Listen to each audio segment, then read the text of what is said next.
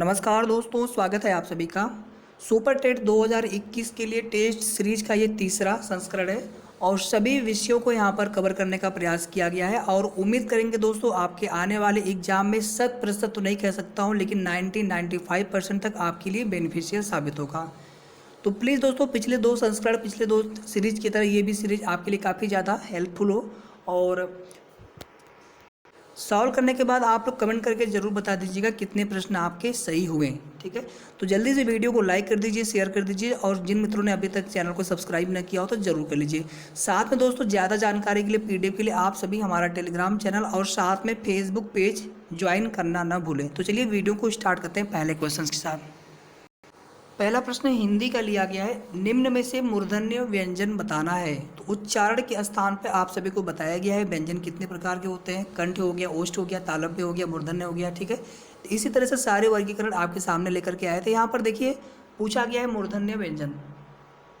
मूर्धन्य व्यंजन जो होता है आपका ट वर्ग के वर्ग, ट वर्ग में जितने भी व्यंजन होते हैं ट ठ ड ढ ढ़, तो ट वर्ग में मूर्धन्य व्यंजन में होता क्या है कि जीभ, आपके जीवा का जो अग्रशिरा होता है वो नीचे से ऊपर की तरफ तालू को झटके से छू करके फिर वापस आ जाता है। आप ट ठ बोल कर देख लीजिए। ठीक है, तो इन्हें कहते हैं मूर्धन्य व्यंजन और यहाँ पर आपका राइट आंसर हो जाएगा ठ, जो कि ट वर्ग के अंतर्गत आएगा। सी इज द राइट आंसर। अगला प्रश्न भी हिंदी का है, आप इसे संस्कृत का भी मान सकते हैं। कर्म कारक की विभक्ति है। हिंदी और संस्कृत में थोड़ा सा डिफरेंस है मित्रों। अगर आपसे कारक की संख्या पूछी जाए तो हिंदी में है 8। ठीक है, और अगर आपसे संस्कृत में पूछा जाए तो संस्कृत में कारक की संख्या 6 होती है। हालांकि विभक्ति की संख्या संस्कृत में 7 बताई जाती है, जबकि हिंदी में 8 कारक और 8 विभक्तियाँ होती हैं। ठीक है, तो यहाँ पर देखिए पूछा है कर्म कारक, तो कर्ता के लिए अगर आप विभक्ति पूछा जाए तो कर्ता के लिए ने होता है, कर्म के लिए को होता है। इसी तरह से 8 के 8 जितने भी है टोटल आपको याद रहने चाहिए। कर्ता ने कर्म को करण से संप्रदान के लिए अपादान से अलग होने के अर्थ में। ठीक है, अधिकरण में पर, इसके अलावा संबोधन हो गया आपका और एक आपका छूट रहा है बीच में जो छठवां वाला संबंध है। तो आपको बिल्कुल एक सीक्वेंस में 1 2 3 4 5 6 7 8 याद रहने चाहिए। यहाँ पर कर्म कारक के लिए पूछा है, कर्म कारक के लिए विभक्ति होती है को, ये आपका दूसरा द्वितीय विभक्ति है और सी आपका यहाँ पर हो जाएगा राइट आंसर। अगला प्रश्न विज्ञान साइंस से रिलेटेड है। श्रव्य ध्वनि के लिए आवृत्ति का मान, फ्रिक्वेंसी का मान कितना होता है। यहीं पर आप लोग आवृत्ति के लिए मात्रक को जरूर आप जानते रहिए। हर्ट्ज जो बोलते हैं, HZ से इसको डिनोट करते हैं, इसका जो मात्रक यूनिट होता है। ठीक है, तो आवृत्ति आप सभी जानते हैं 1 सेकंड में नंबर ऑफ वाइब्रेशंस, जितने कंपनों की संख्या होती है उसे हम बोलते हैं आवृत्ति। और आवृत्ति का जो मान होता है 1/T भी इसको लिखते हैं हम लोग। तो जो श्रव्य ध्वनि होती है, श्रव्य ध्वनि के लिए आवृत्ति का मान 20 हर्ट्ज से लेकर के 20,000 हर्ट्ज तक होता है। यानी जो ध्वनियाँ 20 हर्ट्ज से लेकर के 20,000 हर्ट्ज के बीच में उनकी आवृत्ति होती है, उन्हीं ध्वनियों को हम सुन सकते हैं। 20 हर्ट्ज से अगर कम होगा तो उसे बोलेंगे हम अपश्रव्य, और अगर 20,000 हर्ट्ज से ज़्यादा अगर आवृत्ति की ध्वनि होगी उसे हम बोलेंगे पराश्रव्य ध्वनि। ठीक है, सी आपका यहाँ पर हो जाएगा राइट आंसर। चलते हैं नेक्स्ट क्वेश्चन पर। अगला क्वेश्चन दोस्तों हमारा यहाँ पर है मानव रुधिर, मानव जो ब्लड है उसके लिए पीएच का मान पूछा है कितना होता है। ये क्वेश्चन आपका ऐसे भी पूछ सकता है कि इसकी प्रवृत्ति क्या होती है, अम्लीय होती है, क्षारीय होती है या फिर उदासीन न्यूट्रल होता है। तो 0 से लेकर के 14 तक ये पीएच स्केल होता है। 7 पॉइंट एक बीच में होता है जिसको हम बोलते हैं न्यूट्रल पॉइंट, उदासीन पॉइंट। 7 से हम 14 की तरफ जाते हैं तो क्षारीय प्रवृत्ति विलयन की बढ़ती जाती है। मतलब 8 की जितनी क्षारीय प्रवृत्ति होगी 9 की उससे ज़्यादा होगी, 10 की उससे ज़्यादा होगी। और इसी तरह से हम 7 से 0 की तरफ बढ़ते जाते हैं तो अम्लीय प्रवृत्ति बढ़ती जाती है। ठीक है, 7 से जैसे थोड़ा सा कम आएंगे हम 6.5, उसकी अम्लीय प्रवृत्ति जो होगी उससे ज़्यादा होगी 6 जिसका पीएच मान होगा विलयन का, उसकी अम्लीय प्रवृत्ति। और जिस विलयन के लिए पीएच का मान 5 होगा तो उसकी अम्लीय प्रवृत्ति बिल्कुल निसंदेह 6 वाले से ज़्यादा होगी। यानी 0 की तरफ जैसे बढ़ते जाएंगे तो अम्लीयता बढ़ती जाती है और 7 से 14 की तरफ बढ़ेंगे तो क्षारीयता बढ़ती जाती है। मानव रुधिर के लिए जो पीएच का मान होता है बिल्कुल स्लाइटली बेसिक होता है, हल्का क्षारीय होता है और इसका मान होता है 7.4। C will be the right answer. एक प्रश्न यहाँ पर मैंने मैथ्स का लिया, ये प्रश्न पूछा गया है, हालांकि बहुत इजी क्वेश्चन है, फिर भी इसे हम थोड़ा सा करने का प्रयास करेंगे। यहाँ देखिए स्क्वायर ब्रैकेट के अंदर 1 - 2, ठीक है। इसके बाद छोटे वाला ब्रैकेट बोलते हैं, आप लोग मंझला ब्रैकेट बोलते हैं, बड़ा वाला ब्रैकेट बोलते हैं, ठीक है। तो करली हो गया, स्क्वायर हो गया, ये सभी ब्रैकेट आप लोग बिल्कुल जानते होंगे। तो सबसे पहले क्या करते हैं हम लोग, जो ये वाला ब्रैकेट इसको सॉल्व करते हैं, उसके बाद इसको सॉल्व करते हैं, इसके बाद लास्ट में इसको सॉल्व करते हैं, ठीक है। और ब्रैकेट के बाद हम लोग फिर off, division, multiplication, addition, subtraction, ये होता है हमारा बदमाश रूल, ठीक है। तो इसी क्रम में हमें इक्वेशन को जो भी इस तरह की वैल्यू दी गई हो बिल्कुल न्यूमेरिकल, उसे हमें सॉल्व करना पड़ता है, ठीक है। ये आपका अंकगणितीय है जिसे हमें सॉल्व करना है। कभी कभी आपको बीजगणितीय रूप में भी इस तरह के क्वेश्चन पूछे जा सकते हैं अलजेब्रिकल फॉर्म में। आइए सबसे पहले यहाँ पर हम इस ब्रैकेट को सॉल्व करते हैं। 1 - 3 का मतलब हो गया -2, ठीक है, क्योंकि बड़े वाले डिजिट का साइन माइनस है, अंक का 3 का साइन माइनस है, तो यहाँ पर माइनस करने पर अपोजिट साइड घटाएंगे और यहाँ पर हो जाएगा -2। ये हो जाएगा 1 - 2 और इसके अंदर हो गया -2। इसके बाद देखिए ये ब्रैकेट के बाहर इसका मल्टीप्लाई हो जाएगा, ये हो जाएगा 1, ये माइनस और ये माइनस प्लस हो जाएगा, और ये 2 मल्टीप्लाई करेंगे तो 4 हो जाएगा, फिर 1 + 4 को ऐड करेंगे हो जाएगा 5, ठीक है। तो हमारे यहाँ पर राइट आंसर हो जाएगा बी। आई होप ये प्रश्न सभी के लिए इजी होगा, किसी को कोई दिक्कत नहीं होना चाहिए। चलिए चलते हैं फिर अगले प्रश्न पर। अगला क्वेश्चन दोस्तों यहाँ पर है, ऑपरेशन ब्लैक बोर्ड के बारे में पूछा गया है, आपको बताना है राइट आंसर। आप लोग भी अगर आपको आंसर पता तो आप लोग बिल्कुल कमेंट कर दिया करिए, और वीडियो को पास करके पहले आप आंसर देने का प्रयास किया करिए, उसके बाद आप लोग खुद से आंसर दीजिए, और नहीं आया तो फिर आप लोग देख लीजिए यहाँ पर। तो ऑपरेशन ब्लैक बोर्ड आप सभी जानते हैं कि जो स्कूलों में, विद्यालयों में जो भी शिक्षण सामग्री उसकी व्यवस्था करने से संबंधित है। ऐसा नहीं केवल बोर्ड से ही मतलब नहीं है, सारी सामग्री उसमें आ जाएगी बैठने की, और जो अन्य सामग्री होती हैं। इसकी शुरुआत की गई थी 1988 में। तो ये आपका यहाँ पर हो जाएगा बिल्कुल राइट आंसर। अगला क्वेश्चन देख लीजिए, यहाँ पर साइंस का, विज्ञान का लिया गया है। अस्पष्ट प्रतिध्वनि इको सुनने के लिए न्यूनतम कितनी दूरी, डिस्टेंस होना चाहिए। मतलब आप यहाँ पर खड़े हैं और यहाँ पर कोई दीवार है, यहाँ से आप बोलते हैं, यहाँ से आपकी जो ध्वनि है टकरा करके वापस आपके पास आती है, उसको बोलते हैं प्रतिध्वनि, इको बोलते हैं। तो ये डिस्टेंस कम से कम कितना होना चाहिए कि आप जो है बिल्कुल स्पष्ट सुन सके प्रतिध्वनि को, ठीक है। तो 17 पॉइंट समथिंग लिखा जाता है, लेकिन 17 मीटर ही आप मान करके चलिए। तो यहाँ पर आपका राइट आंसर हो जाएगा सी, 17 मीटर। अगला प्रश्न भी साइंस का है। आँख में किसका दान किया जाता है। आपने अक्सर सुना होगा कि उन्होंने नेत्रदान किया। तो नेत्रदान में आखिर किया जाता है, पूरे नेत्र का दान करते हैं, या केवल लेंस का दान करते हैं, या कार्निया का दान करते हैं, या रेटिना का दान करते हैं, ठीक है। तो कभी भी आँख में, नेत्र में पूरा आँख किसी को नहीं वो दान किया जाता है, या पूरा आँख यूज नहीं किया जाता है, केवल और केवल कार्निया वाला जो पार्ट होता है वही दान किया जाता है, ठीक है। तो ये आपका यहाँ पर हो जाएगा राइट आंसर, कार्निया का।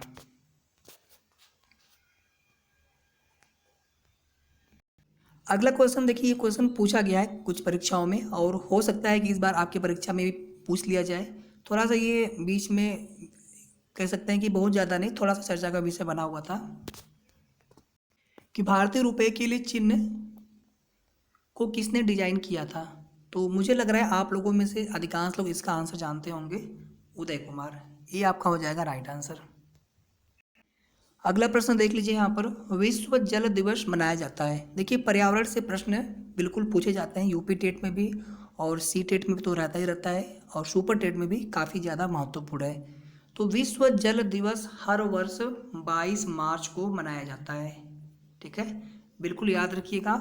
और यहीं पर मैं आपको बता देना चाहता हूँ, विश्व, अगर आपसे पृथ्वी दिवस पूछे, ठीक है, तो यहीं पर आपका आंसर हो जाएगा 22 अप्रैल। तो 22 मार्च को विश्व जल दिवस और 22 अप्रैल को विश्व पृथ्वी दिवस। अगला क्वेश्चन है दोस्तों, यहाँ पर विश्व वानिकी दिवस मनाया जाता है। ये भी बिल्कुल महत्वपूर्ण क्वेश्चन है। तो विश्व वानिकी दिवस मनाया जाता है 21 मार्च को, 21 मार्च को। अगला क्वेश्चन है, विश्व मौसम दिवस मनाया जाता है। विश्व मौसम दिवस, ठीक है। तो आप लोगों में से जितने भी लोग करेक्ट आंसर दे रहे हैं भैया, लास्ट में आप लोग कमेंट करके बता दीजिएगा कितने प्रश्न आपके सही हुए, कितनी आपकी तैयारी चल रही है, बढ़िया। तो 23 मार्च 23 मार्च को विश्व मौसम दिवस प्रत्येक वर्ष मनाया जाता है। अगला क्वेश्चन देख लीजिए यहाँ पर, राष्ट्रपति लोकसभा के कितने सदस्यों को मनोनीत कर सकते हैं? Most important question. राष्ट्रपति लोकसभा के 2 सदस्यों का मनोनयन कर सकते हैं। आप सभी जानते हैं इंडो आंग्ल कि अगर उनका प्रतिनिधि या उनका जो प्रतिनिधित्व होता है कम होता है, उस स्थिति में, जैसे अगर आप देखेंगे उत्तर प्रदेश के अंतर्गत एक जो है सदस्य का चयन किया जाता है, अगर ये लगता है तो वहाँ पर, ठीक है, राष्ट्रपति और राज्यपाल की स्व विवेक पर निर्भर करता है। तो राष्ट्रपति जो है लोकसभा के 2 सदस्यों का मनोनयन कर सकते हैं। आवश्यक नहीं होता है कि वो करेंगे ही करेंगे हर वर्ष, वो मतलब हर 5वें वर्ष में जब भी आपका चुनाव होता है या जब भी इनका कार्यकाल समाप्त होता है, ठीक है। और इसी तरह से राज्यसभा के लिए भी पूछा जाता है कि साहित्य, समाज, कला आदि जो विशेषज्ञ जो वर्ग से होते हैं, ऐसे कितने सदस्यों का मनोनयन राष्ट्रपति राज्यसभा के लिए कर सकते हैं। एक प्रश्न आप यहीं पर और जान लीजिएगा, राज्यसभा को निम्न सदन और लोकसभा को उच्च सदन कहा जाता है। राज्यसभा आपका अस्थायी सदन होता है, कभी ये भंग नहीं होता है। लोकसभा आपका हर 5 वर्ष पे भंग होता है, फिर चुनाव कराए जाते हैं, ठीक है। तो ये कुछ प्रश्न होते हैं जो कि बिल्कुल पूछ लिए जाते हैं यूपी टेट में, सुपर टेट में। तो राष्ट्रपति राज्यसभा के कुल 12 सदस्यों का मनोनयन कर सकते हैं। अगला प्रश्न यहाँ पर देख लीजिए, माचिस की तीलियों में कौन सा पदार्थ यूज किया जाता है? पोटेशियम, सल्फर, फास्फोरस या फिर कैल्शियम? देखिए कभी कभी क्या होता है ना, फास्फोरस को हम पी से डिनोट करते हैं, पोटेशियम को के से, सल्फर को एस से, कैल्शियम को सी ए से, ए स्मॉल। फास्फोरस में भी कभी कभी ऐसा पूछ सकता है कि लाल फास्फोरस या फिर सफ़ेद फास्फोरस होता है, तो आप इसमें याद रखिएगा फास्फोरस और लाल, रेड फास्फोरस का प्रयोग करते हैं। अगला प्रश्न है, भारत का संविधान दिवस मनाया जाता है, सोशल स्टडीज से है, एसएसटी से है, आपका ये प्रश्न है। सामाजिक विज्ञान के प्रश्न या आप कह सकते हैं आपके राजनीति विज्ञान का प्रश्न काफ़ी ज़्यादा महत्वपूर्ण होता है यूपी टेट के लिए भी और सुपर टेट के लिए भी।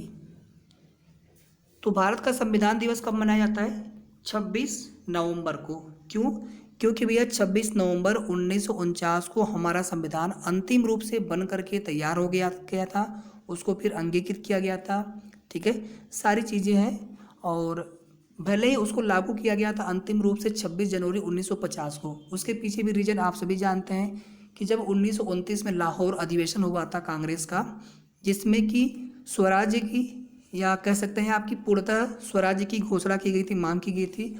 और उसके बाद रावी नदी के तट पर तिरंगा झंडा फहराया गया था पंडित जवाहरलाल नेहरू के द्वारा। और उसी दिन ये निश्चय किया गया था कि हर वर्ष हम जो है अगले वर्ष 1930 में, उस समय ये निश्चय किया गया था कि अब जो है हम 26 जनवरी को स्वतंत्रता दिवस के रूप में मनाएंगे। लेकिन जब 15 अगस्त को भारत को आज़ादी मिली 1947 में, तो उसके बाद क्या किया गया, 15 अगस्त को स्वतंत्रता दिवस और 26 जनवरी को गणतंत्र दिवस, रिपब्लिकन डे मनाया जाने लगा, ठीक है। तो बिल्कुल आप याद रखिएगा 26 नवंबर को संविधान दिवस मनाया जाता है। अगला प्रश्न है, कांग्रेस के सबसे युवा अध्यक्ष कौन बने थे? यहाँ पर मैं आपको केवल राइट आंसर बता रहा हूँ, वैसे आपको अगर जानना है यहाँ पर हो तो 1942 से लेकर के 1946 तक भी ये अध्यक्ष थे और इसके पहले भी एक बार अध्यक्ष बनाए गए थे। उस समय ये कांग्रेस के सबसे युवा अध्यक्ष बनाए गए थे उस समय के हिसाब से। मौलाना अबुल कलाम आज़ाद, ठीक है। एनी बेसेंट के बारे में ये कहा जाता है कि कांग्रेस की सबसे पहली महिला अध्यक्ष किसको बनाया गया था, या सबसे पहली भारतीय महिला अध्यक्ष अगर पूछे तो सरोजनी नायडू, केवल ये पूछे तो सबसे पहली महिला अध्यक्ष तो एनी बेसेंट हो जाएगा। इसी तरह से पूछा जाता है कि सबसे पहला यूरोपीय या फिर ब्रिटिश पूछा जाता है, तो 1887 में जॉर्ज यूलो को बनाया गया था, इस 1888 में। और इसी तरह से प्रथम मुस्लिम अध्यक्ष पूछ सकता है कभी, तो जहाँ पर बदरुद्दीन तैयब जी को बनाया गया था 1887 में, ठीक है। और प्रथम अध्यक्ष कांग्रेस के अधिवेशन के कौन बनाए गए थे? WC बनर्जी, व्योमेश चंद्र बनर्जी, 1885 में बम्बई में जो ग्वालियर टैंक मैदान में अधिवेशन आयोजित किया गया था, जहाँ पर कुल 72 प्रतिनिधियों ने भाग लिया था। ये कुछ ऐसे प्रश्न हैं मित्रों जिनको आपको नोट डाउन कर लेना चाहिए, अदरवाइज आपको हम टेस्ट सीरीज के माध्यम से सब कुछ वहाँ पे आपको कवर करने का प्रयास करेंगे, आपको परेशान होने की आवश्यकता नहीं है। एक प्रश्न यहाँ पर आप और देख लीजिए, यंग इंडिया पत्रिका के संपादक थे महात्मा गांधी, ठीक है। इसी तरह से मदन मोहन मालवीय जी की कुछ पत्रिकाएं हैं, तिलक जी की हैं, ये सभी आपको बिल्कुल पता होना चाहिए। इसके अलावा एनी बेसेंट और तिलक ये दोनों ही होम रूल आंदोलन से संबंधित हैं 1916 के। अगला एक प्रश्न आप और देख लीजिए, आज की सीरीज का लास्ट प्रश्न है। प्रश्नों की संख्या मेरे पास मित्रों बहुत ज़्यादा है, कम नहीं है, लेकिन मैं सोचता हूँ कि आपके लिए पहले छोटे छोटे टेस्ट सीरीज लेकर के आऊँ, उसके बाद अगर आपकी ऑन डिमांड होती थोड़ा सा इसको मैं बड़ा करूँगा और एक दिन में 2 या 3 टेस्ट सीरीज भी आपके लिए अवेलेबल करवाने का प्रयास करूँगा। ये कुछ ऐसे टेस्ट सीरीज होते हैं मित्रों, थोड़ा सा आप लोग फास्ट करके वीडियो को जल्दी से देख लिया करिए, पूरा कर लिया करिए, ठीक है, ताकि आपकी प्रैक्टिस होते रहे, आपको पता चले और कुछ जो आपको ज़रूरी जानकारी मिलती है उनको आप नोट डाउन भी करते चले। तो सेल्फ स्टडी पे आप लोग ज़्यादा फोकस करें, बाकी आप कहीं से भी तैयारी कर रहे हो, हमारा एकमात्र मकसद है मित्रों कि आने वाली शिक्षक भर्ती परीक्षा में आपका चयन होना चाहिए। तो पौधे का कौन सा भाग प्रकाश संश्लेषण में निर्मित भोजन का संवहन करता है, फ्लो करता है? फ्लो से आप याद रखिएगा फ्लोएम, ठीक है। और इसी तरह से ये पूछे कि पौधे का कौन सा भाग कौन सा भाग जो है निर्मित जो भोजन, माफ़ी चाहूँगा, पौधे का कौन सा भाग या फिर जो जड़ से खनिज पदार्थों का और जल का जो संवहन होता है पत्तियों तक, ताकि प्रकाश संश्लेषण प्रक्रिया में उनका प्रयोग किया जा सके, तो वहाँ पे आपका राइट आंसर हो जाता है जाइलम। ये दोनों ही आपको बिल्कुल याद रहने चाहिए, पता रहने चाहिए, जाइलम और फ्लोएम। जैसा कि मैंने यहाँ पर अगला प्रश्न है उसका ले रखा है कि पौधे का कौन सा भाग जल व खनिज पदार्थों का संवहन करता है। आप जड़ मत बोल दीजिएगा, जड़ तो मतलब एक माध्यम है, जरिया है, लेकिन कौन सा भाग? जाइलम, ठीक है। तो राइट आंसर आपका हो जाएगा जाइलम, और जड़ के माध्यम से, जड़ के द्वारा वो करता है, जाइलम लेके जो है इन पदार्थों का संवहन करता है, पौधे के अन्य भागों में पत्तियों तक लेके जाता है, फिर पत्तियों में बने भोजन को पूरे पौधे के अन्य भागों में लेकर के जाने का कार्य कौन करता है? फ्लोएम करता है। ये आपकी बेसिकली कोशिकाएं होती हैं, कुछ और नहीं होता है, कोशिकाएं होती हैं जो ट्रांसफ़र करती हैं इन चीज़ों को। तो फिलहाल दोस्तों इस वीडियो में इतना ही, आगे की जो भी महत्वपूर्ण श्रृंखला होगी आप लोग जरूर सॉल्व करते रहिएगा। आप सभी से एक विनम्र निवेदन है, आप सभी लोगों के लिए मैंने जो ग्रुप बना रखे हैं, साथ में टेलीग्राम चैनल है, आप लोग जा करके जरूर ज्वाइन कर लीजिएगा, लिंक आपको डिस्क्रिप्शन में मिल जाएगा। और साथ में दोस्तों यहाँ पर वीडियो को लाइक करके ज़्यादा से ज़्यादा शेयर जरूर कर दीजिएगा, और साथ में चैनल को जरूर सब्सक्राइब कर लेंगे। Thank you so much friends, thanks for watching.